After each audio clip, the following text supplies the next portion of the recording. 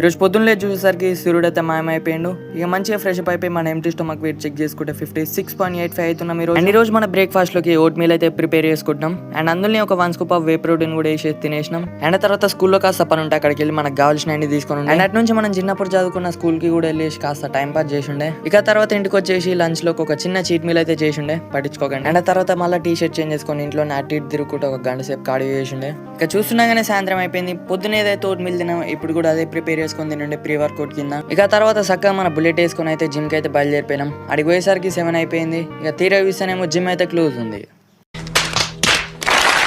ఇక చేసేది ఏం లేక ఇంటికైతే బయలుదేరిపోయినాం. ఇంటికి వచ్చిన తర్వాత కాసేపు హ్యాండ్ స్టాండ్ అయితే ప్రాక్టీస్ చేసిండే. ఇక తర్వాత నార్మల్ పుషప్స్ ఒక 4 సెట్స్ చేసిండే. అండ్ తర్వాత నకుల్ పుషప్స్ ఒక 4 సెట్స్ చేసినాం. ఇక ఫైనల్ గా ఆర్చర్ పుషప్స్ ఒక 4 సెట్స్ చేసి ఎక్కువ హడావిడి లేకుండా వర్కౌట్ అయితే కథం పట్టి చేసినాం. అండ్ తర్వాత మన పోస్ట్ వర్కౌట్ ఓట్ షేక్ లోనే 1 scoop of whey protein, 3 grams of creatine monohydrate కాస్త పీనట్ బటర్ వేసి మంచిగా బ్లెండ్ చేసి తాగేసిండే. చెప్పడం మర్చిపోయినా, నేనైతే ప్రెసెంట్ బల్కింగ్ లో ఉన్నాను. సో అందుకనే నా క్యాలరీస్ అయితే సర్ప్లస్ లో ఉంచుకుంటున్నా.